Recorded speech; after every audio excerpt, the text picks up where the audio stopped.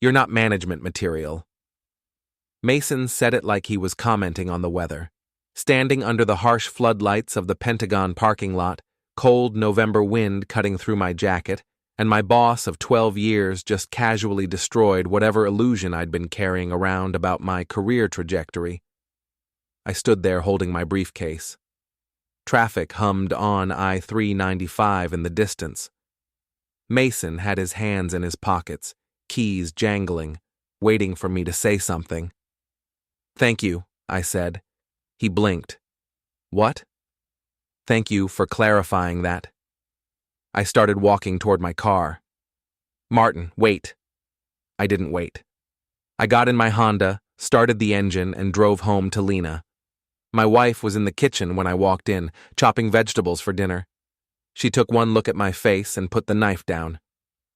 "What happened?" "Mason told me I'm not management material." "That idiot." She wiped her hands on a towel. "After everything you do for him?" "After everything." I hung my jacket on the hook by the door. 12 years. 12 years of covering Mason's mistakes, staying late to fix his screw-ups, making sure contracts got processed on time while he took credit at morning meetings. 12 years of being the guy who knew where everything was, how every system worked, who to call when things went sideways, and I wasn't management material. "So, what are you going to do?" Lena asked. "Stop working after 6. She smiled. Sharp and dangerous. That's my Lena. Good. That night, I slept better than I had in months. The next morning, I came in at 8:30, like always, checked my emails, processed the usual paperwork. At 5:58, I saved my work, shut down my computer, and walked out. Mason was still at his desk, phone pressed to his ear, looking stressed. He saw me leaving and covered the receiver. "Martin, I need you to—" "Have a good night," I said, and kept walking. Day 2 was the same. I did my job. I did it well. But at 6 o'clock, I left. Mason cornered me by the coffee machine. "The Lockheed contract needs review tonight." "I'm sure it does." "Martin, I work until 6. That's what my paycheck says." His face went red. "This is about yesterday, isn't it? This is about me doing exactly what I'm paid to do. Nothing more, nothing less." I walked away. Let him figure it out. Day 3 was when everything fell apart. I was at my desk when the email came through. Subject line, contract failure, immediate response required. I opened it, skimmed the first paragraph. The Lockheed contract, $9 million over 3 years, had been rejected due to incomplete documentation. Mason's documentation. The stuff he'd assured everyone was good to go 2 weeks ago. I sat back in my chair and watched the chaos unfold. Within an hour, Mason was in emergency meetings. The director was pacing the halls. People were panic calling Lockheed, trying to salvage something, anything. Someone mentioned contract penalties. Someone else mentioned layoffs. Nobody called me. I worked on my regular assignments. At 6 o'clock I left. Lena was waiting when I got home. "You look pleased with yourself." "They lost the Lockheed contract." "The big one?" $9 million. She whistled. "And let me guess, they're running around like headless chickens?" "Mason's been in meetings all day." "Good." She stirred something on the stove. "Grant called. He wants us to bring dinner tomorrow." My son. 28 years old, IT contractor, lives 15 minutes away with his wife Misha. The kid who used to build Lego spaceships on our living room floor now acted like we owed him something. "Again?" I asked. "Third time this month? What happened to his paycheck?" Lena shrugged. "According to Misha, they're restructuring their budget, which means they bought something expensive and now they're broke." I rubbed my face. "Did you say yes?" "I said we'd see." That meant yes. Because Lena couldn't say no to our son any more than I could, even when he was being an entitled brat. The next evening, we drove over with Chinese takeout and a grocery bag full of basics. Milk, bread, eggs, the stuff normal adults buy for themselves. Grant's house was in one of those newer developments where every home looked identical except for the paint color. Theirs was beige, or maybe taupe. I could never tell the difference. Misha answered the door. She was wearing yoga pants and a sweatshirt that probably cost more than my entire outfit. Her hair was in one of those complicated braids that looked effortless, but probably took an hour. "Oh, good. You brought food." She took the bags without saying thank you and disappeared into the kitchen. Grant was on the couch with his laptop. He glanced up. "Hey, Dad.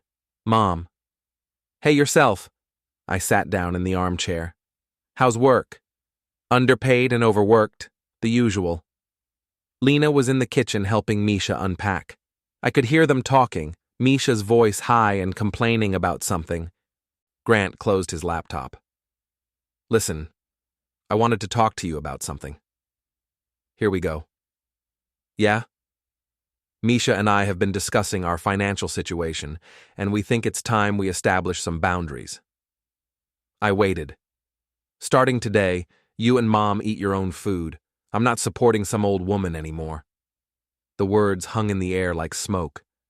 I sat there, processing what he'd just said. Some old woman. He was talking about Lena, his mother, who we'd just brought groceries and dinner. Again. "Excuse me? I'm serious, Dad. I'm not your retirement plan. You guys need to figure out your own meal situation." Lena appeared in the kitchen doorway. Her face was perfectly calm, which meant she was absolutely furious. Misha was behind her, arms crossed, nodding like Grant had just said something profound. "We brought you groceries," Lena said quietly. "And we appreciate it," Misha chirped, "but Grant's right. We're trying to build our own life here, and we can't keep subsidizing yours." Subsidizing. The word hit like a slap. I stood up. "Let's go." "Dad, no. You want boundaries? Fine. Here's a boundary. We're leaving." Lena grabbed her purse. We walked out without another word. The Chinese food was still on their counter, unpaid for by them, of course. In the car, Lena was silent for 3 blocks. Then, "Did that really just happen?" "Yeah." "Our son just told us to eat our own food." "Yeah." "After we've been helping them for months." "Yeah." She laughed, sharp and bitter. "Well, at least now we know where we stand." I drove home. Neither of us talked about it the rest of the night. But I couldn't sleep. I kept replaying Grant's words. Some old woman. Not your retirement plan. At 2 in the morning, I got up and checked our bank records. Over the past year, we'd given Grant and Misha close to $12,000 in various forms. Groceries, car repairs, utility bills when they were short, the security deposit on their house, $12,000 to a kid who thought we were freeloading off him. I went back to bed, stared at the ceiling, and started thinking. At work the next day, Mason was a ghost. Pale, stressed, jumping at every email notification. The Lockheed disaster had escalated. There were auditors coming in, executive review meetings. Someone from legal wanted to know why critical documentation hadn't been triple-checked. I sat at my desk and did my work. At lunch, I walked to the cafeteria and saw Mason at a table with 2 suits from upstairs. They were asking him questions. He was sweating. I got my sandwich and sat somewhere else. That afternoon, Mason called me into his office. He looked like he hadn't slept. Papers everywhere, coffee stains on his shirt. "Close the door." I closed it. "I need your help." "With what?" "The Lockheed thing. I need you to pull together all the documentation, everything that went into that contract, and help me make sense of what happened." "That sounds like something you should have done before submitting it." His jaw tightened. "Martin, I'm serious. My job is on the line here." "Then I guess you should have been more careful. This is because of what I said, isn't it? About management? This is because you've been coasting on my work for 12 years and now there's nobody to cover for you. I made a mistake. You make mistakes constantly. I just always fixed them before they became problems." He leaned back in his chair. "So what, you're just going to let me hang?" "I'm going to do my job, which is what I was hired to do, nothing more." I left him sitting there. That evening, Grant called. Lena answered. I listened from the kitchen. Uh-huh. Uh-huh. Well, that's interesting. Let me ask him. She came into the kitchen. Grant wants us to cater his birthday party. His birthday isn't for 3 months. He's planning ahead, 20 people. He sent me a menu. She showed me her phone. Grant had texted a list of dishes with little emojis next to each one. Lasagna, salad, garlic bread, dessert, like we were a catering service. He's joking, right? He says it's family tradition. What family tradition? We've never done this. Lena scrolled through the messages. Apparently, it's a new tradition, and Misha's parents are coming, so we need to make a good impression. I took the phone and read the messages myself. Grant had laid it out like a business proposal. Date, time, number of guests, expected menu items. At the bottom, Mom and Dad, I know you'll make this special. Thanks in advance. Thanks in advance, like we'd already agreed. What do you want to do? Lena asked. I handed her phone back. Tell him yes. She raised an eyebrow. Really? Really? Martin, trust me. She studied my face. Then she smiled, that dangerous smile. Okay. She texted back. We'd be happy to help. See you then. Over the next few weeks, things at work continued to deteriorate. The Lockheed contract was officially dead. Mason got demoted, not fired, but moved to a smaller office with fewer responsibilities. Someone new came in to oversee our department, a woman named Patricia who actually knew what she was doing. Mason blamed me. I could see it in the way he looked at me across meetings. He thought I'd sabotaged him somehow, even though all I'd done was stop doing his job for him. One evening I was working late, ironically helping Patricia transition into her new role, when Mason cornered me in the hallway. The building was mostly empty, fluorescent lights humming overhead, our footsteps echoing. This is your fault, he said. How do you figure? You knew that contract was incomplete. You could have said something. You told me I wasn't management material. Why would I presume to question your judgment? Don't play games with me, Martin. He stepped closer. I didn't move. We stood there in the empty hallway, two middle-aged men having a staring contest. You're going to regret this, he said quietly. Maybe, but not today. I walked away. He didn't follow. At home, Lena and I started planning. Not for Grant's birthday party. Well, yes, but not in the way Grant expected. We pulled out every receipt, every bank statement, every text message where he'd asked for money or help, or just a small favor. We made copies. We organized them chronologically. We created a timeline of Grant's entitlement.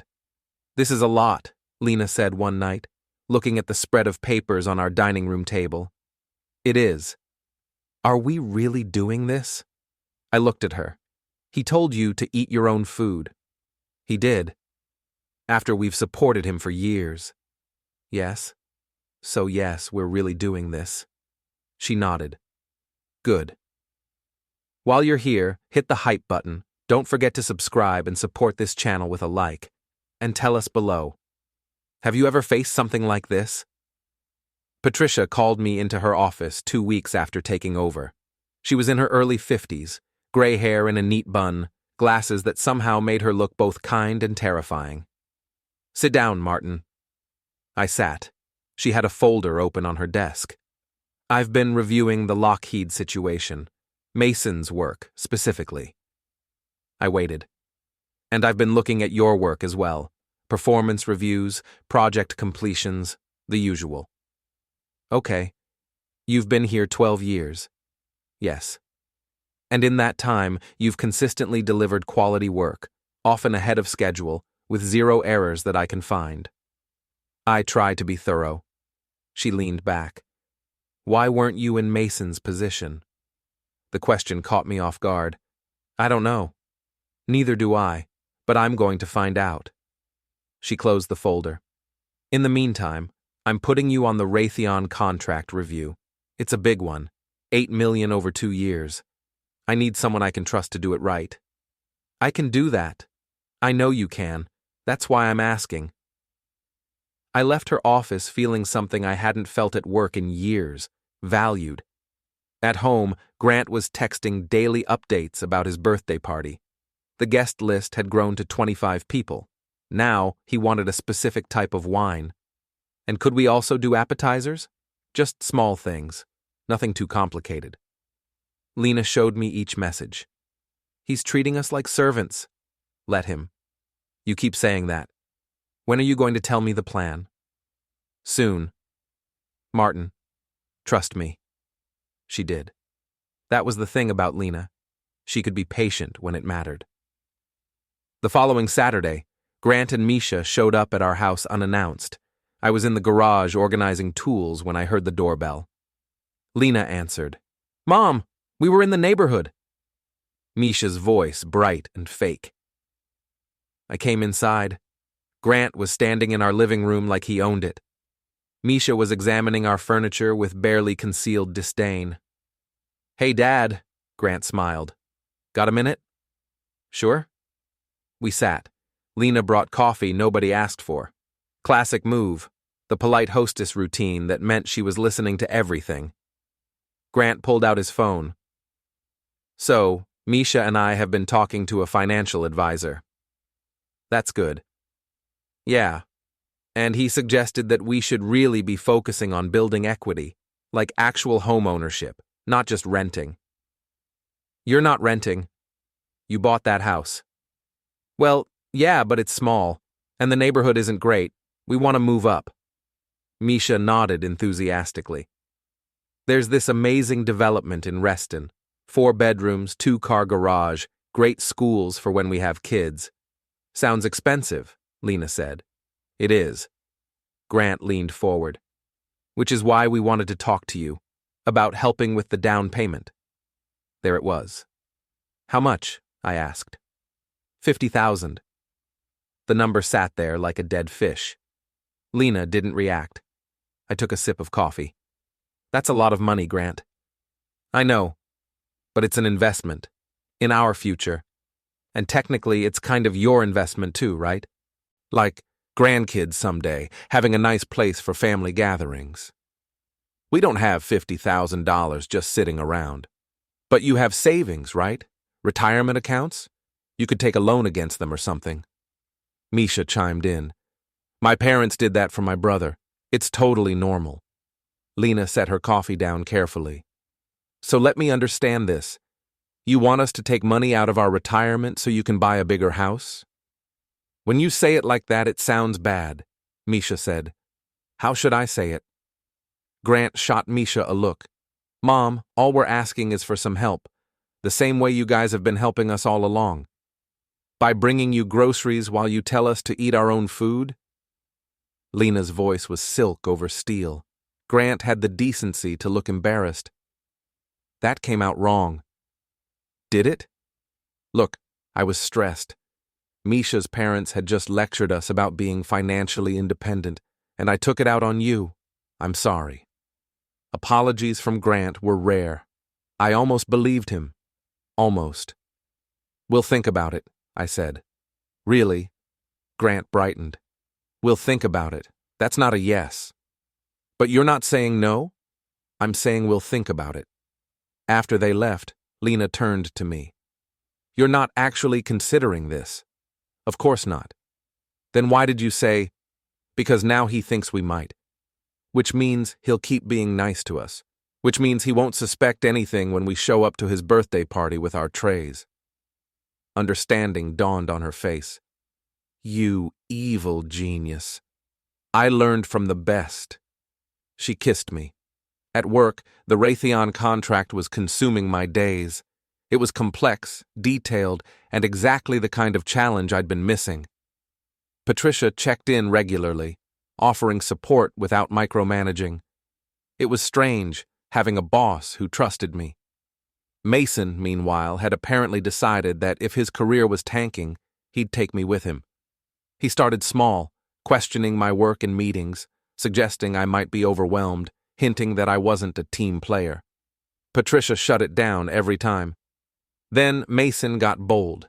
He scheduled a meeting with HR, claiming I had failed to report critical issues with the Lockheed contract before it collapsed. HR called me in on a Wednesday afternoon. Two people I'd never met before sat across from me with serious expressions. They asked me to walk them through my role in the Lockheed project. I did. I had every email, every memo, every conversation logged. I showed them where I'd flagged issues. I showed them Mason's responses, which basically amounted to, "I'll handle it," and "Don't worry about it." The HR people took notes, asked more questions, thanked me for my time. 2 days later, Mason got called in. I don't know what happened in that meeting, but he came out looking like he'd been hit by a truck. He caught up with me in the parking lot that evening. It was raining, one of those cold November downpours that makes you wish you lived somewhere warm. "You think you're clever," he said. I unlocked my car. "I think I'm thorough. You sabotaged me. I did my job, that's all." "Bullshit. You wanted me gone." "Mason, you got yourself gone. I just stopped cleaning up after you." He moved closer, water dripping off his jacket, eyes wild. "You're going to pay for this." "Are you threatening me?" "I'm stating a fact." I got in my car and locked the door. He stood there in the rain, watching me drive away. That night, I told Lena about it. She listened, frowning. "You think he'll do something?" "I think he's desperate, which makes him unpredictable." "Should we be worried?" "Maybe. But right now, I'm more focused on Grant's party." She smiled. "How's our project coming?" "Almost done. We've got receipts for every penny we spent on him, copies of every text message, even that voicemail from last year when he said we were the best parents ever because we paid his car insurance." "When's the party again?" 3 weeks. We should start shopping for trays. Big ones. The biggest." The next morning at work, Patricia stopped by my desk. "Got a minute?" We went to her office. She closed the door. HR briefed me on the Mason situation. "Okay. You handled it well. Professional, documented, no drama. Thank you. Mason's being transferred. Different department, different building. He won't be your problem anymore." I felt tension. I didn't know I'd been carrying release from my shoulders. "That's good news." "It is." She paused. "I also want you to know that I've recommended you for a senior analyst position. It's opening up next quarter. More money, more responsibility, actual recognition for your work." I stared at her. "Seriously?" "Seriously. You're good at what you do, Martin. It's about time someone acknowledged that." After work, I went straight to the store and bought champagne. Lena was in the living room when I got home, surrounded by papers, our grant documentation project. "We're celebrating," I announced. "Why?" "Patricia recommended me for a promotion." Lena jumped up and hugged me. "That's amazing. Mason's being transferred. Even better." We opened the champagne, toasted to new beginnings, and then we sat down together and finished organizing every piece of evidence of Grant's entitlement. "This is a lot," Lena said, looking at the neat stacks of papers. "It's everything. Are we horrible parents? Are we the parents who supported him through college? Who helped him get his first apartment? Who've bailed him out dozens of times? Yes. Are we horrible for finally drawing a line? No." She picked up one of the receipts. $600 for car repairs last January, which he promised to pay back, and never did. Right. I almost feel bad. Don't. Remember what he said about you eating your own food. Her expression hardened. You're right. I'm over feeling bad. The next 2 weeks passed in a blur of work and preparation. The Raytheon contract was going smoothly. Patricia was pleased. Mason was gone, transferred to some satellite office in Maryland where he couldn't bother anyone. And Grant kept texting updates about his party. The guest list was now 30 people. He wanted specific decorations. Could we also handle music? Just a playlist? Nothing fancy? Lena texted back cheerfully, "Of course, we're so excited. I bought 19 large serving trays with lids, heavy-duty ones that looked professional. Lena bought ribbon and fancy labels. We printed out our documentation on nice paper. We organized it all by category: rent assistance, car repairs, groceries, utilities, entertainment expenses. Grant had guilt-tripped us into covering. Each tray got one category. Each piece of paper was carefully placed and covered with the lid. "This is either brilliant or insane," Lena said the night before the party. "Can it be both?" "It can definitely be both." We loaded everything into our car the morning of Grant's birthday. 19 covered trays stacked carefully in the trunk and back seat. Lena wore her nice dress. I wore slacks and a button-down shirt. We looked like we were catering a wedding. Grant's house was already full when we arrived. Cars lined the street, music thumping from inside. We parked and started unloading trays. Misha met us at the door. "Oh, thank God, we're starving. Everyone's been asking about food." "We aim to please," Lena said sweetly. We carried the trays inside. Grant had cleared off his dining room table and set up a buffet station. Perfect. We arranged the trays carefully, labels facing out. Nobody paid attention to what the labels said. They were all too busy socializing. Grant came over, beer in hand. "Mom, Dad, this is amazing. You really outdid yourselves." "We try," I said. Misha's parents were there, along with various friends, neighbors from their development, a few of Grant's co-workers. The HOA president from their neighborhood was holding court near the fireplace, talking loudly about property values. "Should we start serving?" Lena asked Grant innocently.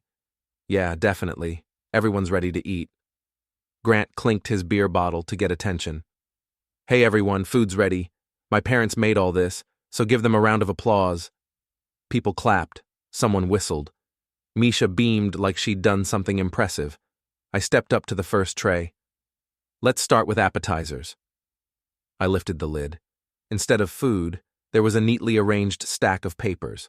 On top, in large print, "Unpaid rent assistance, March 2024, $800. The room went quiet. Grant laughed nervously. "Dad, what's that?" "This is what you asked for, son. A feast." I picked up the papers. "This is the $800 we gave you when you were short on rent. You promised to pay it back. You didn't." Misha's smile evaporated. "This is a joke, right?"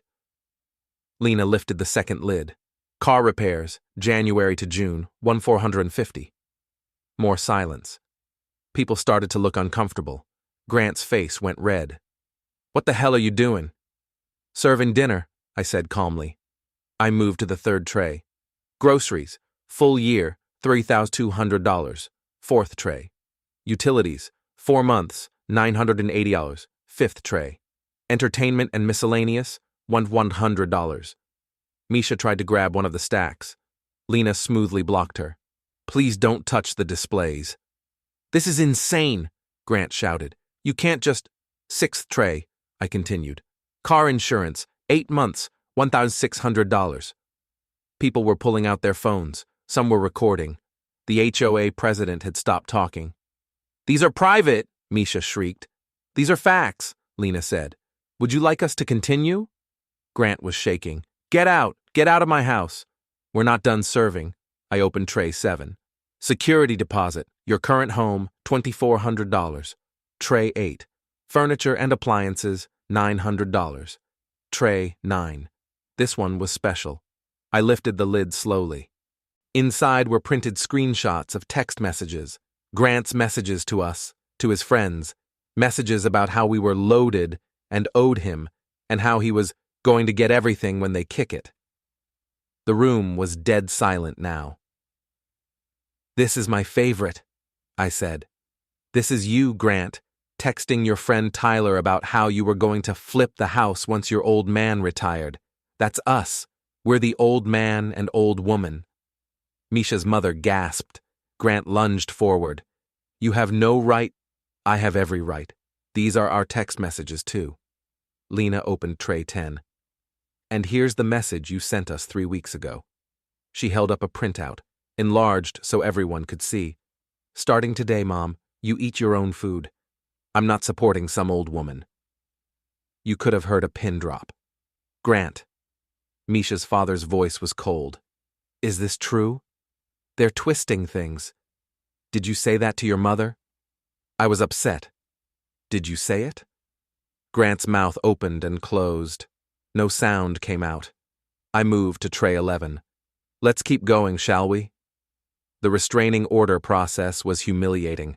Not for me, for Mason. The judge reviewed the police reports, the workplace complaints, the threatening phone calls. Mason sat across the courtroom looking like a ghost of himself. The judge granted the order. No contact, direct or indirect. Minimum distance of 500 feet. Mason didn't look at me as he left. This should be the end of it, the lawyer said. But it wasn't. 2 days later, I found my car keyed in the parking lot. Deep scratches across both sides. No cameras in that section. No witnesses. I filed a police report. They said they'd investigate. We all knew they wouldn't find anything. He's spiraling, Lena said that evening. I know. What if he does something worse? The police are aware. The company knows. What else can we do? I don't know, but I'm scared. I was scared too. But I said, he's all talk. Always has been. I hoped I was right. Work continued. The Raytheon contract concluded successfully. Patricia handed me 2 more major projects. My promotion was officially official. The paycheck reflected it. For the first time in years, we had breathing room financially. No grant draining our accounts. No emergency requests. Just our own money for our own lives. It felt strange. Like we'd forgotten what normal felt like. 3 weeks after the restraining order, Lena and I went grocery shopping. Normal Saturday afternoon. We split up in the store. She went for produce, I went for dairy. I was reaching for milk when someone grabbed my shoulder. Hard. I spun around. Mason. Unshaven. Wild-eyed. Smelling like whiskey. You can't be here, I said. Public place. There's a restraining order. Funny thing about those. Nobody enforces them until after something happens. People were staring. I pulled out my phone. I'm calling the police. He knocked it out of my hand. It skittered across the floor. Someone gasped. You destroyed my life, Mason said. His voice was too loud, echoing off the store's high ceiling. My wife is gone. My kids won't talk to me. I can't get a job. All because of you. All because of choices you made. No. He shoved me. I stumbled back against the dairy case. Because you were vindictive. Because you couldn't handle that I was in charge. A store employee appeared. Sir, you need to leave. Stay out of this, Mason snapped. I'm calling the police, the employee said, backing away. Mason shoved me again. Harder this time. You think you won? You think this is over? Lena appeared at the end of the aisle. She saw Mason and ran toward us. Get away from him! Mason turned. For a second I thought he might shove her too. Instead he just laughed, a horrible, broken sound. Perfect. The happy couple, living their best life while mine falls apart. You did this to yourself, Lena said.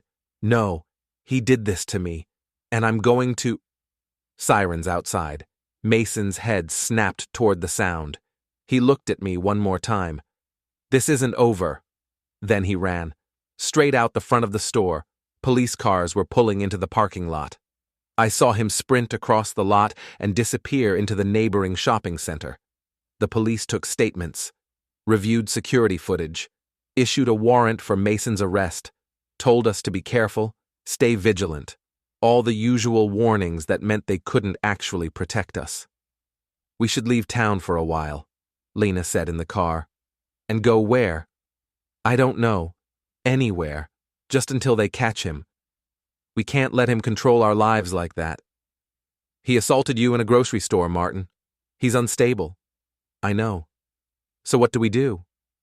I didn't have an answer. That night, I couldn't sleep. Every sound outside had me on edge. Car doors, dogs barking, wind rattling the windows. At 3 in the morning, I got up and checked all the locks again. Mason was arrested 2 days later. They found him passed out in his car behind a bar. He'd been living in his vehicle for a week. Court date set for assault charges. The prosecutor said it was an open and shut case. But Mason made bail. His brother posted it. The restraining order was reinforced. New conditions added. Electronic monitoring. That should keep him away, the prosecutor said. Should, not would. Spring came. The world turned green again. My new position at work was running smoothly. Patricia recommended me for another promotion, this one to manager level. The irony wasn't lost on me. Your management material, after all, she said with a smile. Mason's trial happened on a rainy Tuesday in April. Lena and I attended, sat in the back of the courtroom and watched him plead guilty to assault. The judge gave him probation, mandatory counseling, and extended the restraining order for 5 years. He looked at me once during the proceedings. Just once. Then looked away. Afterward, his lawyer approached me in the hallway. He wanted me to tell you he's sorry. Okay. He's getting help, therapy, medication. He knows he went too far. Good. Is there any chance you might consider, I don't know, some kind of reconciliation? No. The lawyer nodded like he'd expected that answer. I understand. Mason and I never spoke again. Work filled the space where crisis used to live. I managed a team now, helped younger analysts develop their skills, made sure nobody else had to work under someone like Mason. Patricia retired in June. She recommended me as her replacement. I got the position. 6 months after Grant showed up at our door, he tried again, called this time instead of just appearing. I'm in therapy, he said, working through things. That's good. My therapist suggested I try to make amends, if you're willing. What does that look like to you? I don't know. Maybe dinner? Just talking? I looked at Lena. She shrugged. The decision was mine. One dinner, I said. Neutral location. Dutch treat. Thank you, Dad. We met at a chain restaurant halfway between our homes. Grant was early, looked better than he had in months. Clean-shaven, decent clothes, almost like the kid I remembered. Thanks for coming, he said. 1 hour, Lena said. That's all we're committing to. Fair. We ordered food, made awkward small talk, weather, traffic, safe topics that didn't touch the raw places. Finally, Grant said, I've been paying back the money. To your account. It's not much, just $50 a month, but it's something. I checked my banking app. Sure enough, small deposit starting 2 months ago. You didn't have to do that. I did. You were right. About all of it. I used you. I was entitled. I treated you like you owed me something when it was the opposite. Okay. I don't expect forgiveness. I just wanted you to know I'm trying. Lena stirred her water with a straw. Where's Misha? Gone. We finalized the divorce last month. She got the house. I got the debt. He laughed without humor. Seems fair. What are you doing for work? Contract IT stuff. Nothing fancy. Pays the bills. We ate in silence for a while.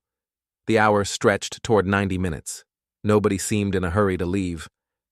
I saw a post about your promotion, Grant said to me. Congratulations. Thank you. You deserved it. Always did. More silence, but it felt less hostile this time, just uncomfortable. Can I... Grant started, then stopped. Can I ask what it would take for you to trust me again? I thought about that. Really thought about it. Time, consistency, proof that you've actually changed, not just words. How much time? I don't know. Years, maybe. He nodded. That's fair. We finished dinner. Grant paid for his own meal. We walked out together to the parking lot. Can I call you sometimes? He asked. Not for money or anything, just to talk? Once a month, Lena said. You can call once a month. Thank you. He drove away. We stood in the parking lot watching his taillights disappear. Think he means it this time? Lena asked. Maybe. Time will tell. Grant did call. Once a month, like clockwork. Short conversations at first, awkward updates about his life. Slowly, very slowly, they got easier. 6 months of calls became a year, then 18 months. He never asked for money, never made demands, just stayed in touch, kept making those $50 deposits. Life continued. Work was demanding but satisfying. Lena started volunteering at the library. We took a vacation to Maine, ate lobster, watched the ocean, remembered what peace felt like. 2 years after the birthday party disaster, Grant called outside his normal schedule. Dad, I need to tell you something. My stomach clenched. What's wrong? Nothing's wrong. I got a promotion. Good one. Actual salary, benefits, the whole thing. That's great, Grant. And I wanted to tell you that I'm going to start paying back more. The $50 a month, I'm increasing it. I calculated everything I owe you over the years. It's going to take me 5 years to pay it all back, but I'm going to do it. You don't have to. I do. Not because you're asking, but because I need to. For myself. After we hung up, Lena asked, "What was that about?" I told her. She smiled. Maybe he really is growing up. Maybe.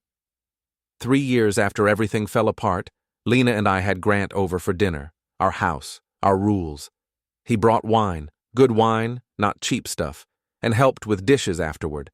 We didn't talk about the past, didn't rehash old wounds, just had dinner like a normal family.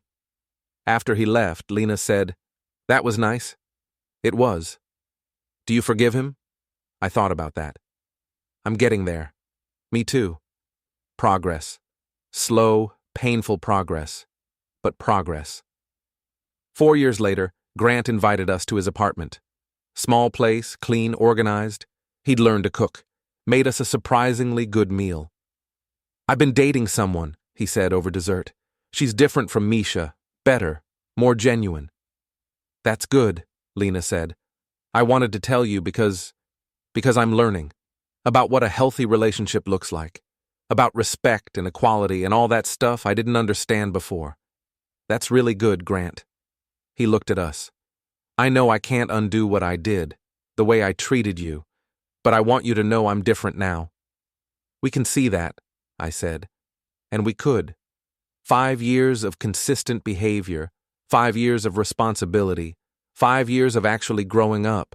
It didn't erase the past, didn't make the birthday party okay, didn't undo the years of entitlement, but it meant something. 5 years after the party, Mason died. Heart attack. Alone in a studio apartment in Maryland. The company sent out a generic email about it. I felt nothing. Not glad, not sad, just nothing. Should we send flowers? Lena asked. To who? He didn't have anyone left. That's sad. It is. We didn't send flowers. Grant had been paying us back for 3 years consistently. The debt was half cleared. Every month, like clockwork, the deposits showed up. He'd even paid extra a few times when he had bonuses. You don't have to keep doing this, I told him during one of our monthly calls. I know, but I want to. 7 years after everything, Lena and I were planning our retirement. Real retirement this time, not just talk.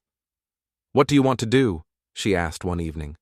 Travel, see things, exist without a schedule. Sounds perfect. My career had peaked in ways I'd never imagined.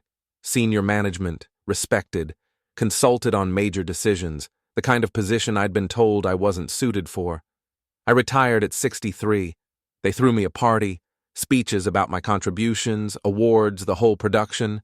Patricia was there. She'd come out of her own retirement just to attend. You did good, she said. Thanks for believing in me. Thanks for being worth believing in. Grant showed up too. Brought his girlfriend. She was nice, normal, treated him like an equal, not an ATM or a status symbol. We had coffee afterward. I'm proud of you, Dad, Grant said. Thanks. I mean it. You rebuilt everything after I messed it all up. You didn't let what happened define you. Neither did you. He smiled. We're both stubborn that way. 8 years after the birthday party, Grant proposed to his girlfriend. She said yes. They were planning a small wedding. "We'd like you to be there," he said. "Both of you, if you're willing." Lena looked at me. I looked at her. We'd rebuilt a relationship with our son, not the same one we'd had before.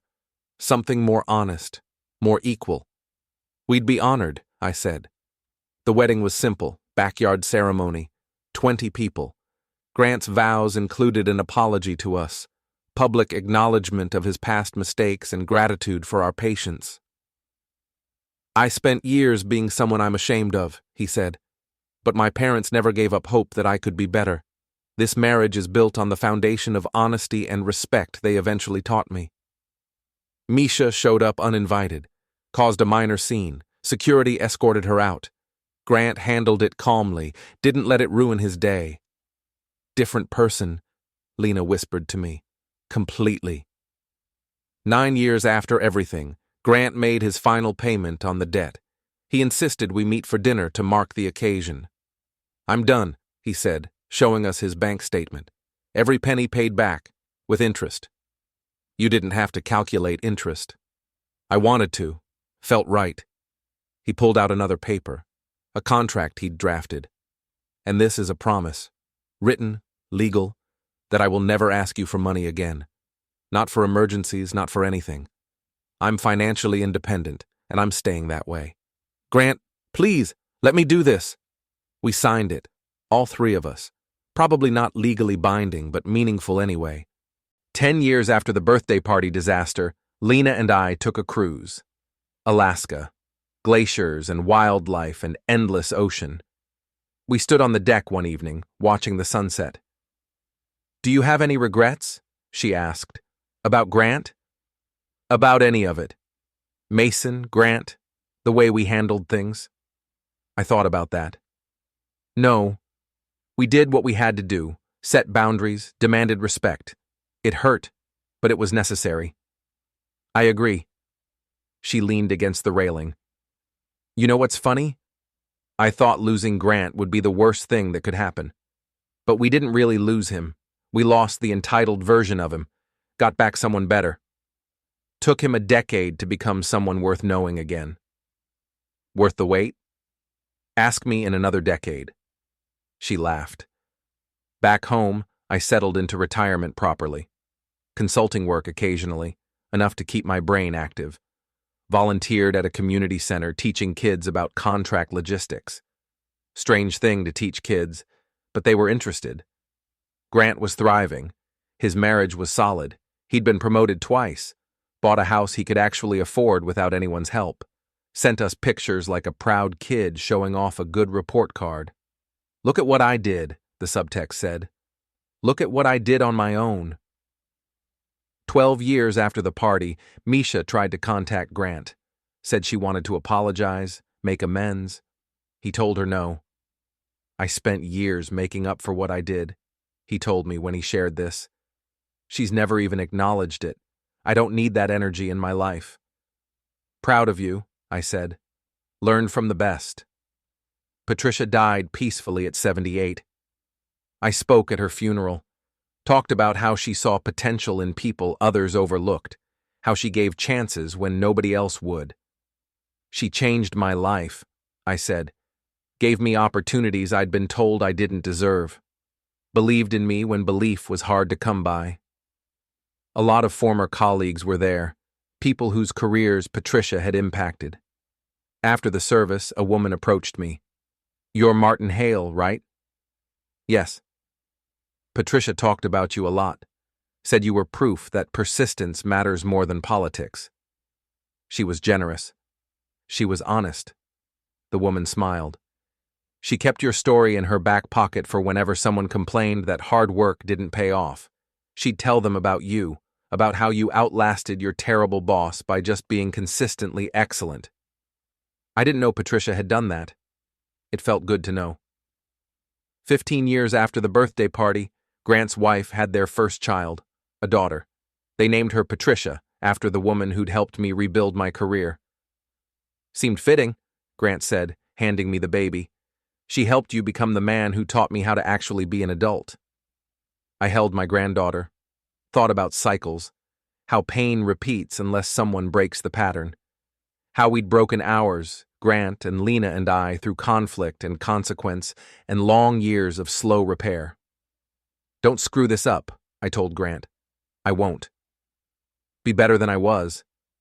You were great, Dad. I enabled you for too long. Don't make that mistake. I won't, he repeated. I promise. And I believed him. 17 years after the party, I got a call from Grant's former HOA president, the one who'd sided with him and Misha during all the gossip. I wanted to apologize, she said. I was wrong. About you. About the situation. I believed Grant's side without question. That was a long time ago. It was, but I was cleaning out my files and found notes from those HOA meetings, read through them, realized how manipulative Grant and Misha were being. I helped them hurt you, and I'm sorry. Apology accepted. How's Grant doing now? He's good. Really good. I'm glad. He needed that wake-up call. We all did. After we hung up, I thought about how many people had been involved in that disaster. How many lives had intersected at that party. How many people remembered it differently now than they had then. Lena and I talked about it over dinner. Do you think people learned from it? She asked. Some did. Some didn't. That's life. Deep thoughts from my philosopher husband. I'm retired. I'm allowed to be philosophical. She smiled. Think Grant's daughter will ever hear the story? Probably. Modified version, hopefully. The PG version where Grandpa and Grandma taught Daddy about accountability. That's a generous interpretation. Well, it's not wrong. 20 years after the party, Grant hosted Thanksgiving at his house. Big dinner. His family, us, some friends. Normal, healthy family gathering. During dessert, his daughter, Patricia, now 5 years old, asked me to tell a story. What kind of story? A true one. Mommy says you have good true stories. Grant looked uncomfortable. Patty, maybe Grandpa doesn't want to. It's fine. I thought for a moment. I'll tell you about the time I learned that being nice and being kind are different things. What's the difference? Little Patricia asked. Nice is giving people what they want. Kind is giving people what they need, even when it's hard. I told her a simplified version, about a person who kept asking for help, about how helping them wasn't actually helping, because they never learned to help themselves, about how sometimes love means saying no. Did the person get mad? She asked. Very mad. For a long time. But you did it anyway? We did it anyway. Why? Because sometimes the kindest thing you can do is let someone face their own consequences. Grant was listening from the doorway. When our eyes met, he nodded, understanding passing between us. Little Patricia thought about this seriously. That's a hard story. It was a hard lesson. Did it work? Did the person learn? I looked at Grant. Yes, eventually. It took a long time, but yes. She seemed satisfied with that answer. Ran off to play with her toys. Grant came over after she left. Thank you. For what? For telling it like that. For not making me the villain. You were the villain, but you changed. That matters more. Does it erase what happened? No, but it makes it survivable. 22 years after the party, Lena had a health scare. Nothing fatal, but serious enough to need surgery. Grant dropped everything and came to stay with us, helped around the house, drove us to appointments, didn't complain once. You don't have to do this, I told him one night. Yeah, I do. You took care of me for 28 years. I can handle a few weeks. That was different. How? You were our child. We signed up for that. And you're my parents. I'm signing up for this. He stayed for 3 weeks. Made meals, cleaned, managed Lena's medications. Did everything without being asked.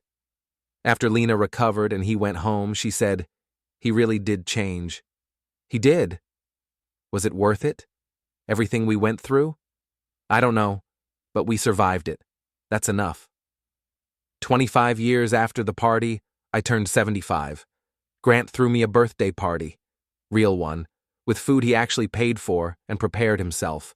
Family and friends, genuine celebration, no covered trays, no hidden documentation, just cake and presents and people who actually cared. This is what a party should be, Lena whispered. Only took us a quarter century to get here. She laughed. Better late than never. During the party, Grant made a toast. To my dad, who taught me that accountability isn't punishment, it's love. Who showed me that real men take responsibility. Who never gave up on me, even when I gave him every reason to. People clinked glasses. I felt something in my chest. Not quite closure, but close. Acceptance, maybe. Of the past, the present, the long journey between them. After everyone left, Grant helped us clean up. We worked in comfortable silence. Dad, he said as he was leaving. Yeah? I hope I'm making you proud. You are, every day. He smiled, hugged us both, drove home to his own family. Lena and I sat on the porch watching the sunset. Do you forgive him? She asked. Again, after all these years, still asking. Yes, I said. And this time, I meant it completely. Good. She took my hand. Me too. We sat there in the gathering dark, two people who'd fought their way to peace. Together. But this is a story about revenge, not reconciliation. And revenge doesn't always come wrapped in chaos and confrontation. Sometimes it comes quiet, patient, earned. Let me back up. Let me tell you what I didn't tell you. That birthday party, the one where we revealed everything, that wasn't the end. That was just the beginning. The real revenge took years to properly deliver, because the trays were only Act 1. Act 2 started that same night, after Grant and Misha stood in the ruins of their public humiliation, after the relatives left, after the neighbors scattered. Lena and I drove home and opened a bottle of wine. That felt good, she said. It did. But it's not enough, is it? I looked at her. No. What else? We wait. We document. We let him destroy himself trying to rebuild. See, the party was public execution. But the real punishment, the real revenge, that was going to be private, personal, permanent. We knew Grant would try to bounce back, would try to spin the narrative, would tell people we were the crazy ones. That's what entitled people do. They rewrite history. So we let him. Let him dig himself deeper. Every text message where he bad-mouthed us to friends, saved. Every social media post where he played the victim, screenshot. Every time he told someone a different version of events, documented. We spent months building a case. Not a legal one, a social one, a truth so thoroughly documented that nobody could dispute it. And then we waited for the perfect moment. That moment came 3 months after the party, when Grant started a GoFundMe claiming he needed help recovering from financial abuse by family members. He described us as controlling, said we'd manipulated his finances for years, said he needed money to escape our influence. The campaign started getting traction. His influencer friends shared it. Strangers donated. $5,000 in the first week. That's when we struck again. We compiled everything, every receipt, every text, every screenshot, every piece of evidence showing that we had been the ones helping him, not hurting him, every proof of his lies. We created a website, professional-looking, clean layout, chronological timeline of events with supporting documentation, no editorializing, just facts and receipts. Then we sent the link to everyone who donated to his GoFundMe. Within 48 hours, the campaign was shut down for fraud. Grant was forced to return all the money. His influencer friends distanced themselves. His reputation, already damaged, was completely destroyed. But we weren't done. See, while Grant had been busy playing victim online, Misha had been working on her own scheme. She'd started a blog about recovering from toxic in-laws, getting sponsors, building an audience. Every post was a lie, every story invented, every claim fabricated. We let her build her platform for 6 months, let her get comfortable, let sponsors invest. Then we contacted every single sponsor with documentation proving her stories were false, offered to provide evidence, suggested they might want to reconsider their partnerships.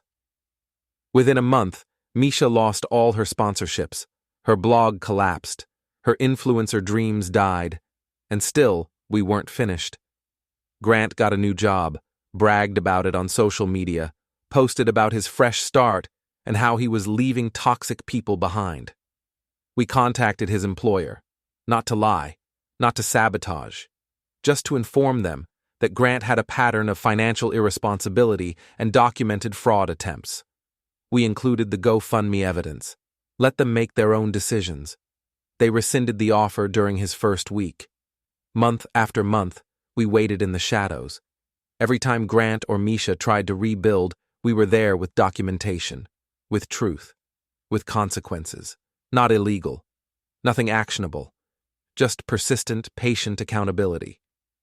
Grant's friends started avoiding him, not because we asked them to, because they saw the pattern, saw the lies, saw what we'd seen all along.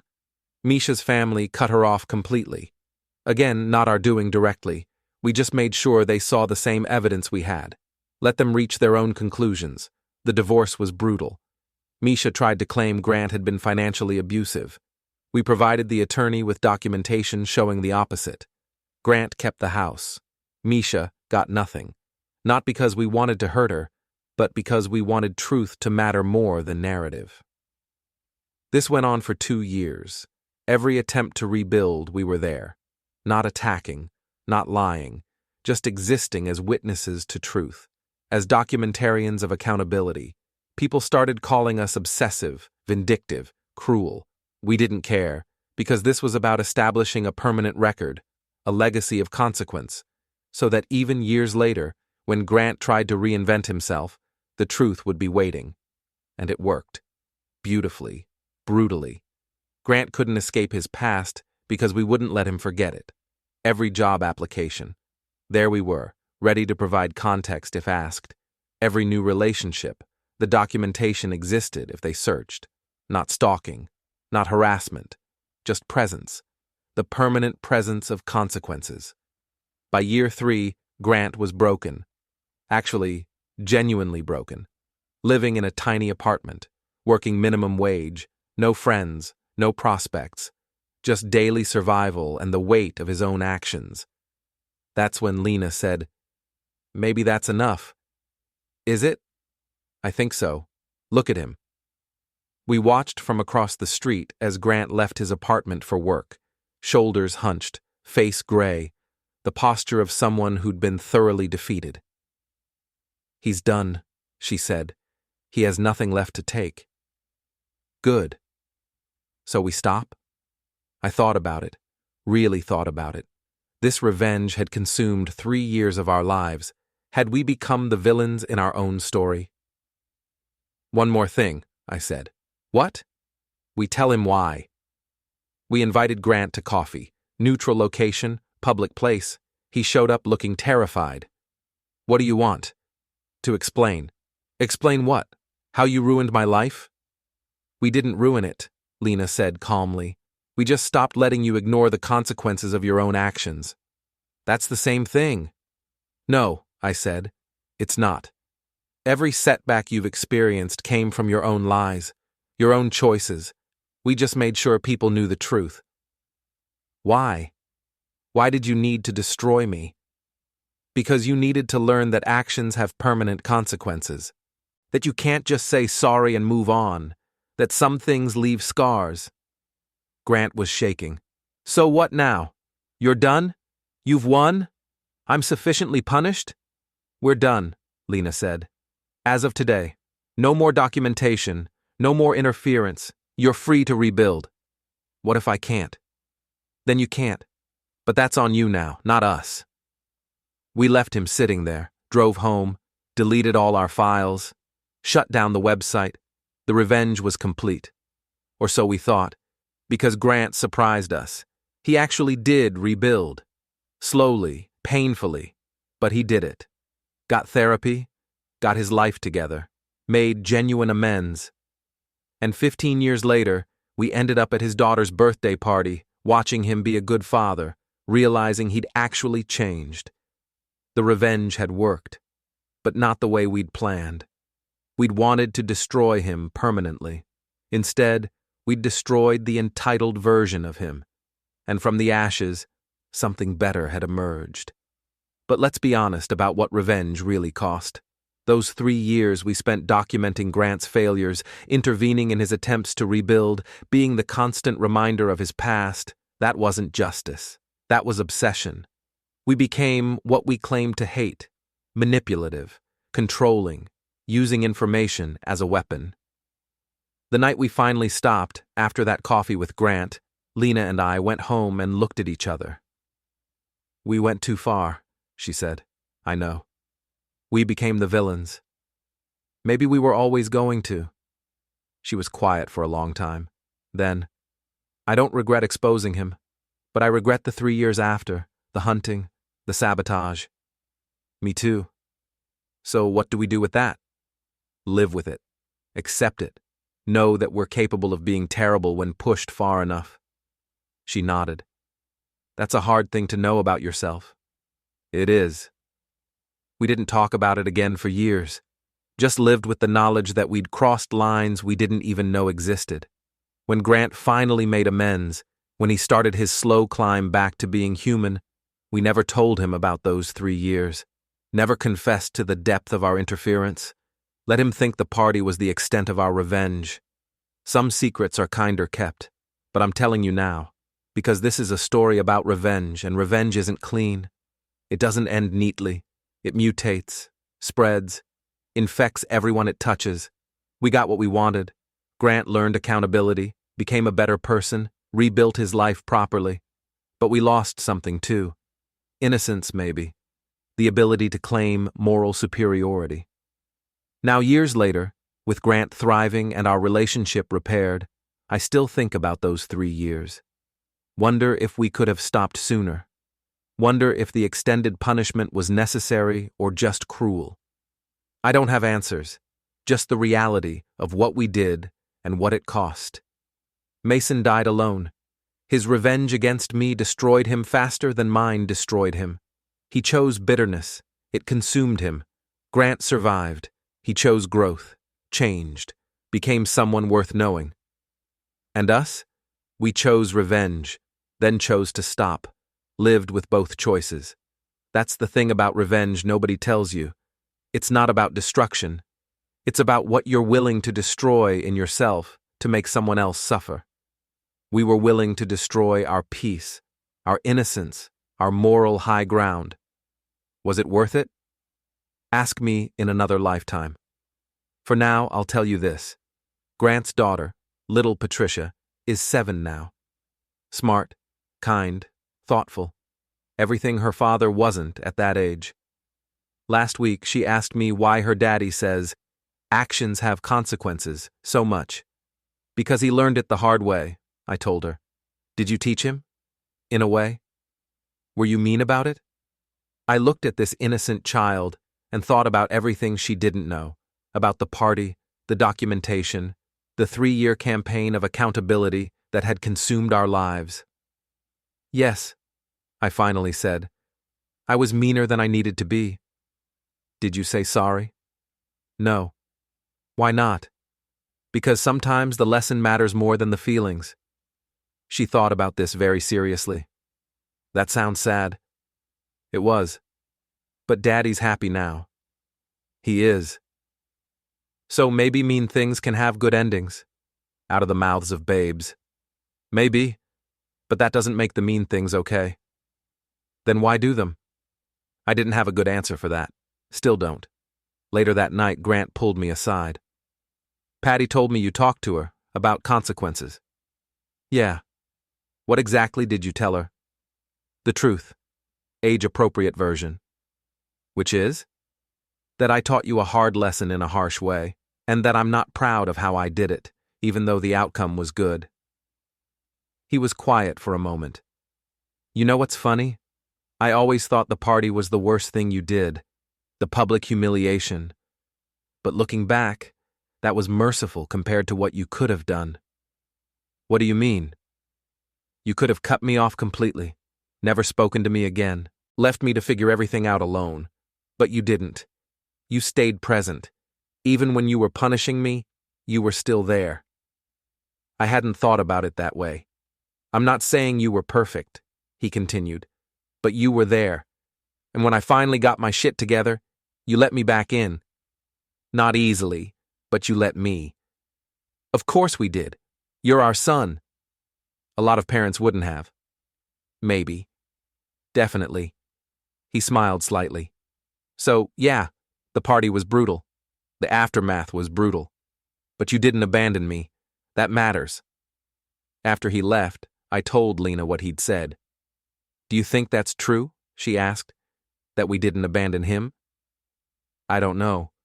Feels like we did for a while. But we came back. We came back. She leaned against me. I'm tired of thinking about this. Me too. Can we just be done? Finally? Actually done? Yes. And we were. Finally. Actually done. The end. Except it's not really the end, because stories like this don't end. They just stop being told. The consequences keep rippling forward. Grant raises his daughter with the lessons he learned. We watch from the sidelines, grandparents who are loved but also slightly feared, because they once drew a line and held it no matter what. Some family gatherings are still awkward. Some topics are still avoided. The past exists in the silences between words. But we survive. All of us. Together and separately. Different than we were, same as we've always been. And that birthday party, the one where we serve documentation instead of dinner, has become family legend. The story gets told at gatherings, modified each time, softer around the edges. Remember when Grandma and Grandpa taught Uncle Grant about accountability? Remember when the family almost broke? Remember when everything changed? Yes, we remember. All of it. The good, the bad, the years of consequence that followed. We remember, and we live with it. That's the real revenge. Not the destruction, the remembering. The permanent knowledge that actions matter, that choices echo, that you can't escape your own history. Grant knows it now, really knows it, teaches it to his daughter, lives it every day. And us, we know it too. Know what we're capable of when pushed. Know where our lines are. Know that we crossed some of them and have to live with that. That's the story. Not good versus evil, not heroes versus villains, just people making choices and living with consequences. Years and years of consequences. All of us, together, forever changed. Now it actually ends. Right here. With no resolution, no perfect bow, just the messy reality of a family that broke and rebuilt and broke again, and somehow still stands. Some relationships survive devastation. Ours did, barely, permanently scarred, but standing, and that has to be enough.